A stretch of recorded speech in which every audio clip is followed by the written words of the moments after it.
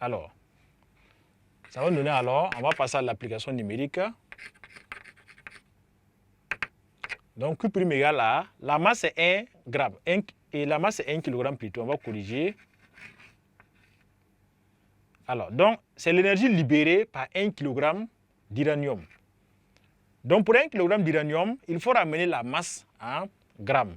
Puisque la masse moulaire est 100 grammes par mol, il faut que la masse en haut soit aussi en grammes. Donc, ça nous fera alors 1 kg en grammes, ça fait 1000 grammes divisé par 235 grammes par mol, multiplié par Avogadro, 6,0D, 10 puissance 23, multiplié par le Q qui fait 200 MeV. 200,27 MeV. Et cette application numérique va vous permettre de retrouver que la masse, l'énergie libérée est de 513 10 puissance 26 MeV. Et on va reprocéder de la même manière pour convertir ça en joules en disant que ça fait 513. 513 10 puissance 26. Et on va remplacer 1 MeV par son équivalent en joules qui est 1,6 10 puissance moins 13 joules. Donc ici, l'énergie libérée quand vous faites l'application en joules va vous donner en tout 8,2 10 puissance 13 joules. Donc, voici l'énergie qui est libérée en joules.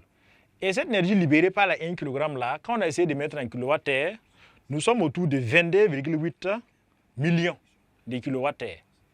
Donc, la réaction de fission de 1 kg d'uranium fournit à peu près plus de 22 millions de kWh.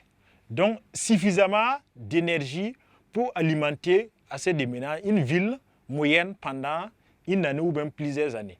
Donc, c'est encore pour rappeler l'énergie, à quel point l'énergie nucléaire est très importante lorsque nous arrivons à l'utiliser pour produire l'énergie et surtout que c'est une énergie qui pollue moins l'environnement. Ok.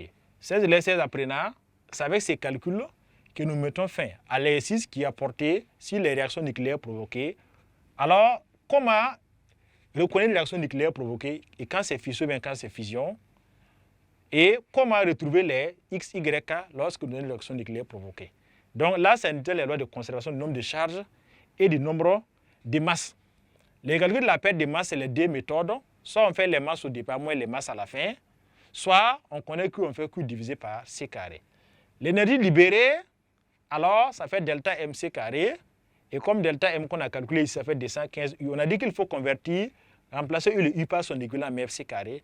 Donc, ça revient à multiplier 0,215 fois 931,5 et ce qui nous donne le résultat que nous avons ici. Alors, de façon générale, on a beaucoup parlé dans nos exercices d'uranium parce que c'est les noyaux les plus utilisés lorsqu'on veut produire l'énergie. Donc, il y a des constantes qu'il faut savoir. Généralement, lorsqu'il y a fusion d'uranium, la perte de masse est autour de 0,215 U. Donc, si vous donnez un exercice, vous ne trouvez pas autour de ça, c'est que vérifiez s'il n'y a pas d'erreur.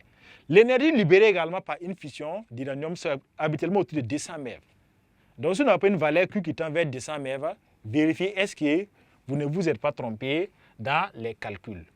Et pour avoir l'énergie libérée par 1 kg, on a vu qu'il faut juste prendre le nombre de noyaux multiplié par l'énergie libérée par chaque noyau. Et voilà ce qu'on trouve. Et l'important, c'est vraiment des énergies qu'on produit en quantité colossale qui peut alimenter des villes pendant longtemps avec un seul kilogramme d'uranium qui a subi une réaction de fission. Nous espérons que vous avez été des nôtres, que vous avez suivi avec intérêt cet exercice et que vous allez continuer à vous exercer pour vous améliorer. Nous disons merci. C'est en même temps avec cela, cet exercice que nous mettons fin au programme de la physique en terminale. Donc nous vous invitons à révisionner les vidéos pour comprendre toutes les parties que vous avez peut-être que vous n'avez peut-être pas compris en classe ou qui vous posent des difficultés. Réviser les vidéos avant de passer aux exercices. Et on vous souhaite bon courage pour vos études. À la prochaine.